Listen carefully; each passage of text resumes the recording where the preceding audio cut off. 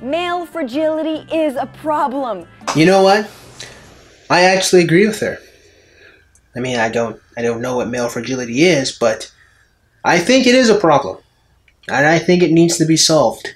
Before we go on, let's just clarify that we at Newsbroke love men. Matt is a man. Our camera guy Hugo is a man. Our content strategist is of course a man. My cat is my cat's a lady. Thank God. What? You know what I find to be particularly strange or interesting? Why is it that when women, or more accurately when feminists say, we don't hate men because my husband or my dad's a man or ex is a man, we're supposed to accept that? But if any other group were to try the same thing, like say if a white person was, no, I don't hate black people, Dave is black, then that's actually like a microaggression or a subtle form of racism, or it doesn't prove that they're not actually racist. I just always find it to be particularly interesting that if a feminist does it, then that we should totally absolve her and just feel like, yeah, obviously Lisa doesn't hate men, I mean, she's with Bob, but anyone else does it, then that's a microaggression, that's a problem. I just find it to be some old bullshit, just to put it bluntly. And while patriarchy might concretely hurt women in the form of sexual assault, unequal pay. Fuck you. Oh, fuck you, fuck you. Fuck you, fuck you. Fuck, fuck, fuck, fuck, fuck, fuck, fuck, fuck, fuck, fuck,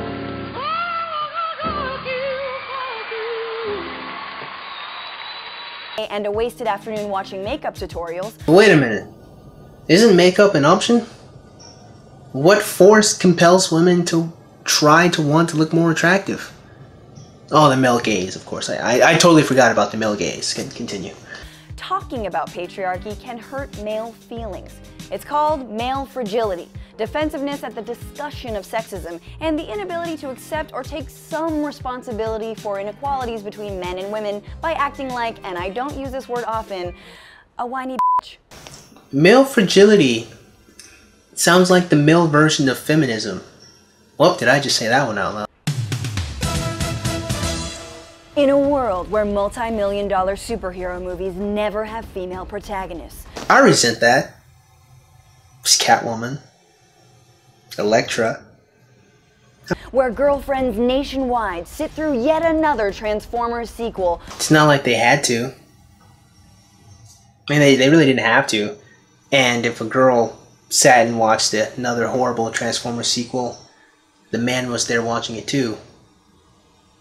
I think they kind of both suffered on that one. One theater chain dared to show screenings of Wonder Woman for women only. And people got angry. To be totally fair, I was not bothered at all by the fact that there was, and I'm not saying to stroke my ego, I'm making a point. I was not bothered at all at the fact that the movie theater only was going to show only have females watch Wonder Woman. And the reason why was because if you think about it logically, that hurts the film more than it helps it. Because you just cut the potential revenue in half. In other words, these people were hurting themselves more than they were hurting anyone else. So why would I be upset about it? And then more than that, I could just go to a different movie theater. Basically, the basic principal point people were making about the whole Wonder Woman thing was not the actual logistics. It wasn't actually that this is a problem that's going to hurt anyone. It's the fact that if a man tried to do the same exact thing with, I don't know, Captain America, I guess, then people would say that that is indeed sexist against women. That was the point, that it was hypocrisy, not the actual issue. I mean, if you actually think about it, I mean, I'm pretty sure that the movie theater would not, not accept men paying for tickets to go see one. I don't think that they actually would tell men not to go watch it. I think it's just more a marketing thing, if I remember correctly. It's hypocrisy at its finest. It's horseshit at its finest. But I'm telling you, these feminists are just female supremacists. If this is deemed okay, if we can have women-only screenings of Wonder Woman, then what's stopping us from having man-only screenings of movies? Shame. Shame is what stops you. And the smell. Shame and the smell. Because men who believe in real equality in the real world know that women getting together to watch a movie about a goddess warrior doesn't pose a real threat. Plus, our goddess armies aren't ready yet. I've said too much. And there are men-only screenings of films. called Entourage. I don't get it. I've never seen Entourage, so I don't. Is that like, is it marketed towards men? I don't know. I don't get it. But the Alamo did apologize to the city of Austin after 2 men filed complaints, even though, as one guy so bravely proved, theaters didn't actually prevent men from buying tickets to the all-female show. They just figured you wouldn't want to be that guy mansplaining reverse sexism during the previews. Though I would imagine the explanation would be reverse sexism does not exist. It's just called sexism. And the mere fact that you would even believe it to be reverse sexism is sexist unto itself, because you do not acknowledge the fact that men can be discriminated against. I would be that guy. Shit. Next up is James Damore. You might have heard of Damore, a former Google engineer who was fired for internally circulating a memo that called Google's minority outreach and inclusion efforts discrimination, saying that those efforts were a waste on account of biological differences between men and women. Yeah, that's him wearing a shirt that says Gulag, because Google is exactly like a Soviet work camp, except for the nap pods, volleyball, free sushi, haircuts, and massages. But other than that, it's pretty much Stalinism. Was he wrong? Did you guys not understand him? Did you guys completely understand him? Was he lying? I mean, you're not really telling me much here, lady. You're just, I don't know, you're just throwing words at the screen at this point. I don't really, I mean, where is the fragility here is what I'm asking you. I don't really, where's the male weakness here? I don't get it. After he was fired, Damore denied arguing that women were less capable than men at being engineers. It was that you idiots reading his 3,300-word memo complete with several citations that actually didn't cite anything didn't understand him. Even one of the researchers Damore cited wrote a response to the memo saying Damore misused his science. He said, quote, using someone's biological sex to essentialize an entire group of people's personality is like surgically operating with an axe. To which Damore said, actually women are biologically incapable of using axes. I mean, why are men lumberjacks? Science. It was actually kind of funny. I chuckled to myself a little bit. But no matter, Damore, who says he may sue Google, has fittingly become a darling of the alt-right, which has both cheered him on and coddled him. What's it been like for you? I mean, is it hard to sleep? Is it hard to concentrate? Yeah, Come on, lady, aren't you supposed to be a news organization? Stefan Molyneux's not a part of the alt-right. He's just a bald guy on the internet. Come on. I love you, Stefan. I'm fucking around. I don't love Stefan Molyneux. He's okay. But he's not a part of the alt-right. It's really silly to use him as an example of such. It really kind of paints the whole alt-right thing a little skewed. I don't even think Stefan Molyneux would consider himself to be alt-right. I will accept if I'm wrong here, but I don't think I am. It's definitely been hard to sleep. There was a surprising amount of attacks that were just at my race and gender. Yes, having people classify you based on gender and race when you just want to live your life sucks. Women and people of color know exactly how that feels. Yeah, but then wouldn't you more often sympathize with him or empathize with him more so than you would mock him? I mean, that sounds incredibly vitriolic, young lady. Actually, you're probably older than me. I probably shouldn't call you a young lady, but seriously, shame. Shame on you, kicking a man while he's down. I mean, to be serious though, if you acknowledge the fact that this is a problem, I don't understand why you're mocking him for it. I mean, wouldn't you be happy that he finally understood the plight or the problem that, dare I say, people of color and women have been dealing with? It seems, if anything, that's more of a point to connect with him than it would be to antagonize him. I'm just saying. And look, you've gotten job offers from other men in your male-dominated field that don't even know you, but just assume that you'd be qualified. Why are you mad that it's male-dominated? Like, I mean, maybe men just like being software designers. I don't... Why are you even upset about that? You said that with so much vitriol. Why are you mad? Just chill out for a second. I mean, being a news broadcaster seems to be filled with lots of attractive young women. I don't see you complaining about that. Bring out all of the hunks. Huh? How come, weathermen aren't all sexy and attractive young men? I'm just saying, I don't see you bitching about that. I mean, come on, I can't be the only one who's noticed that there's a lot of really attractive young ladies telling me the news.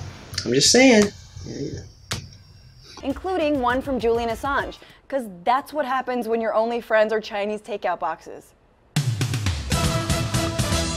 And the last moment of male fragility you might have missed has to do with fragility about trans women having too many rights. This one comes from Tucker Carlson, one of the remaining Fox hosts who hasn't faced sexual harassment charges. Although, to be honest, his show is an unwanted assault on the senses. Back in April, Carlson had Caitlyn Jenner on his show, and she talked about the murder rate of trans women. She was concerned that Attorney General Jeff Sessions didn't care. But, now hear me out. What if the murderers didn't kill them because they were trans women?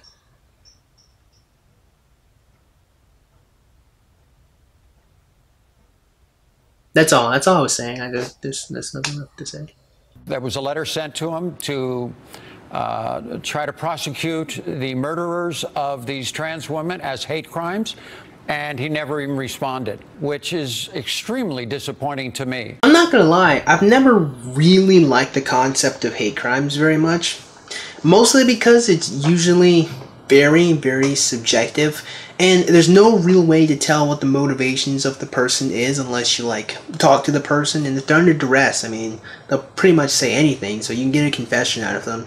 I mean, yeah, sure, if someone killed an individual because they're black, that would be a hate crime, and that's bad, but I honestly don't really think there's much of a difference if someone killed an individual because they wanted to steal their money, because they still killed someone. I mean, one guy is racist and the other guy is just horrible, but they still kill, they're still murderers. I guess what I'm saying is, when you look at the crime of murder and someone's dead, if someone's dead, then someone's dead. You can chat about their motivations 150 times as much as you want, but what difference does it make?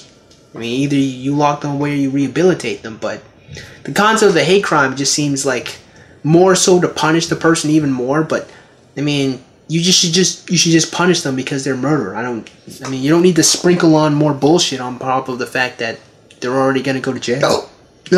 Excuse me.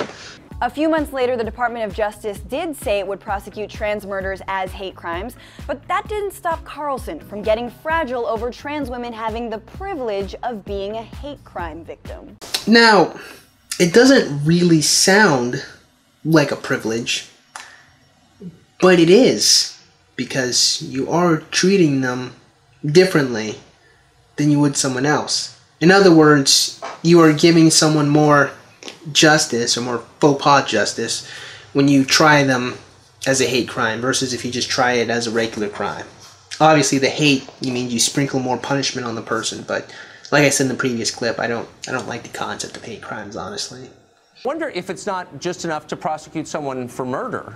Put yourself in the position of someone else. If someone you loved were killed and the murderer received a lesser sentence because your loved one was not a member of the trans community, you'd say, well, that's kind of unfair. I mean, we're all Americans. I mean, that's a strange way to put it, but I mean, that's an interesting point to analyze. I mean, like I said, I don't really like the concept of hate crimes. They're more empty platitudes than anything else. But considering what Tucker said, let's discuss that. Will we discuss that? No, we won't. Just wrap us up. Excuse me, what? Tucker Carlson is all lives mattering death. But wait a minute. Don't all lives matter? I mean, I was under the impression that they did, but, you know, just here's me, you know, I'm trying to care about the human race, and, you know, it's just, that's what I thought, you know. I thought you, being a feminist, you care too about, but I guess not. I guess I was under the wrong impression that you would just, you know, care about people. I mean, after all, that is like your entire modus operandi. You care and other people don't care. Which, coincidentally, is Death's favorite game. So, movie buffs, James Damore, Tucker resting dumb-faced Carlson, don't worry, men still have it good. Maybe some men do, but I mean, be homeless. And then we'll chat about that whole having it good for being a man. Like, no man walks down the street and he sees some cute little blonde chick sipping her Starbucks and says, nah, shit, I wish I had enough money to get something to drink, but at least I got a penis. Yeah, that doesn't happen. At least I don't think it happens.